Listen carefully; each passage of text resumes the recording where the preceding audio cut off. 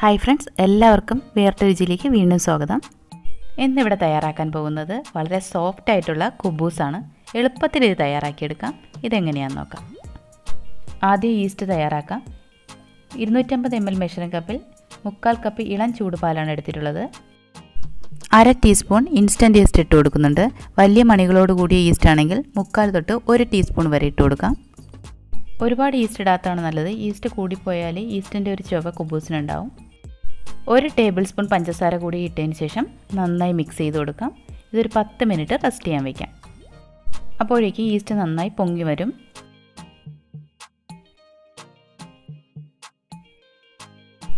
ഇതിപ്പോൾ ഒരു 10-15 മിനിറ്റ് ആയിട്ടുണ്ട്. ഈസ്റ്റ് നന്നായി പൊങ്ങി വന്നിട്ടുണ്ട്. ഇത് നന്നായി ഒന്ന് മിക്സ് ചെയ്ത് കൊടുക്കാം.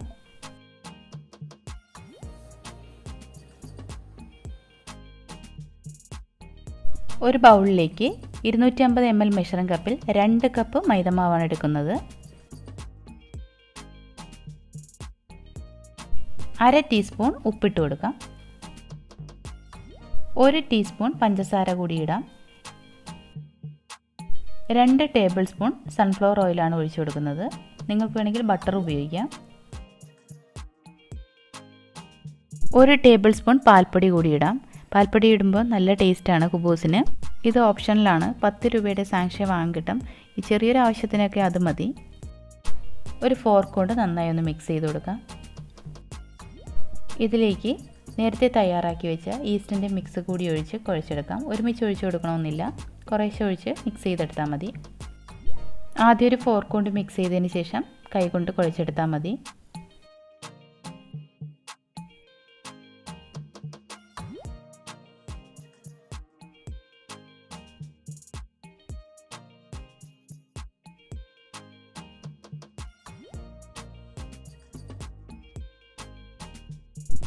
കുഴയ്ക്കുമ്പോൾ നനവൽപ്പം കൂടിപ്പോയിട്ടുണ്ടെങ്കിൽ ഒരല്പം മൈദമാവും കൂടി ഇട്ടതിന് ശേഷം കുഴച്ചെടുത്താൽ മതി. ഇവിടെ ഞാനിപ്പോൾ 1 ടേബിൾ സ്പൂൺ മൈദമാവ് കൂടി ഇട്ട് കുഴച്ചെടുക്കുന്നുണ്ട്. മാവ് ഒരല്പം ലൂസാണ്. 1 ടേബിൾ സ്പൂൺ മൈദമാവ് കൂടി വീണ്ടും ഇടുന്നുണ്ട്. നന്നായി ഒന്ന് കുഴച്ചെടുക്കാം.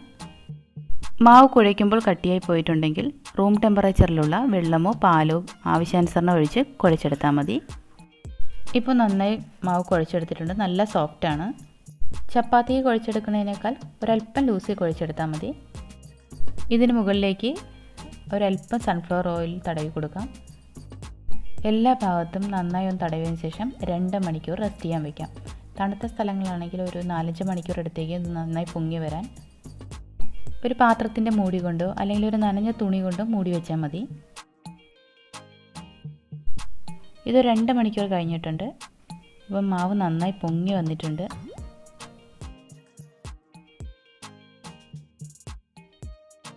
ഇനി ഇതിൻ്റെ എയർ ബബിൾസ് ഒക്കെ ഒന്ന് മാറ്റി ഒന്ന് കുഴച്ചെടുക്കാം.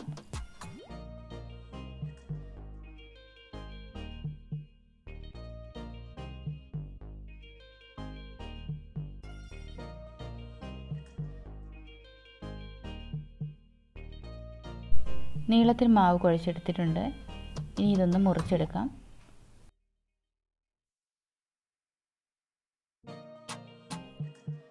ഓരോ പീസുകളായി മുറിച്ച് ഓരോ ബോളുകളാക്കാം. ഈ മാവ് ഉള്ളിലേക്ക് മടക്കി വെച്ച് കൊടുത്താൽ മതി. മടക്കി വെച്ച് കൊടുത്തതിന് ശേഷം നമ്മുടെ 2 കൈവിരൽക്കിടയിലൂടെ ഒരു ബോളാക്കി എടുക്കണം.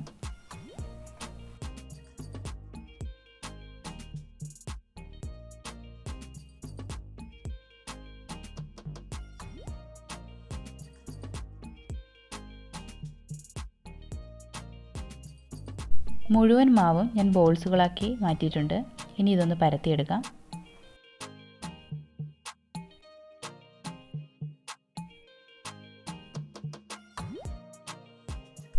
ഒരുപാട് കട്ടി കുറച്ച് പരത്തേണ്ട ആവശ്യമില്ല. ചെറിയൊരു കട്ടിക്ക് പരത്തിയാൽ മതി.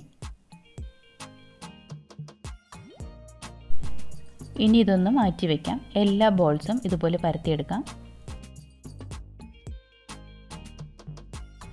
അടുത്ത മാവും ഇതുപോലെ പരത്തിയതിന് ശേഷം നേരത്തെ പരത്തി വെച്ച ഷീറ്റ് മുകളിലേക്ക് വെച്ച് കൊടുക്കാം.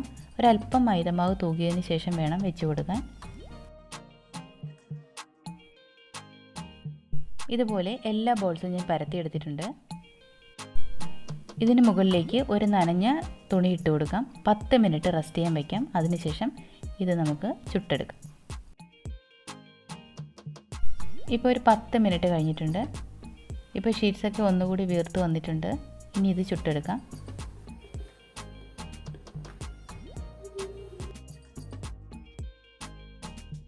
ചൂടായ പാനിലേക്ക് ഷീറ്റ് ഇട്ട് കൊടുക്കാം. ഇപ്പോൾ ബബിൾസൊക്കെ പൊങ്ങി വരാൻ തുടങ്ങിയിട്ടുണ്ട്. ഒന്ന് മറിച്ചിടാം.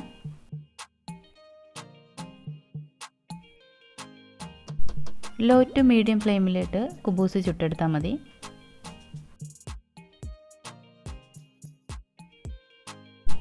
ഇപ്പോൾ കുബൂസ് പൊങ്ങി വരാൻ തുടങ്ങിയിട്ടുണ്ട്. ജസ്റ്റ് ഒന്ന് പ്രസ് ചെയ്ത് കൊടുത്താൽ മതി. ഒരുപാട് പ്രസ് ചെയ്യേണ്ട ആവശ്യമില്ല. കുബൂസ് പൊങ്ങി വരുന്ന സമയത്ത് മീഡിയം ഫ്ലെയിമിലോ ഹൈ ഫ്ലെയിമിലോ ഇട്ട് വേണം ചുട്ടെടുക്കാൻ. ഇപ്പോൾ നന്നായി പൊങ്ങി വന്നിട്ടുണ്ട്. ഇനി ഇതൊന്ന് തിരിച്ചിട്ട് കൊടുക്കാം. ഇതുപോലെ എല്ലാ കുബൂസും ഞാൻ ഉണ്ടാക്കിയെടുത്തിട്ടുണ്ട്. നല്ല സോഫ്റ്റാണ് നമ്മുടെ കുബൂസ്. നിങ്ങളെല്ലാവരും ഒന്ന് ട്രൈ ചെയ്ത് നോക്കണം. നിങ്ങൾക്ക് ഇഷ്ടമായിട്ടുണ്ടെങ്കിൽ ലൈക്ക് ചെയ്യാനും ഷെയർ ചെയ്യാനും മറക്കരുത്. ആദ്യമായിട്ടാണ് എൻ്റെ ചാനൽ കാണുന്നതെങ്കിൽ സബ്സ്ക്രൈബ് ചെയ്യാൻ മറക്കരുത്. തൊട്ടടുത്ത ബെല്ലൈക്കണം ഓളും കൂടി പ്രസ് ചെയ്ത് കഴിഞ്ഞാൽ ഞാനിടുന്ന വീഡിയോസ് എല്ലാം അപ്പോൾ നോട്ടിഫിക്കേഷനെ നിങ്ങൾക്ക് ലഭിക്കും. മറ്റൊരു ഡിഷുമായി അടുത്ത വീഡിയോയിൽ കാണാം. അതുവരെ ബൈ.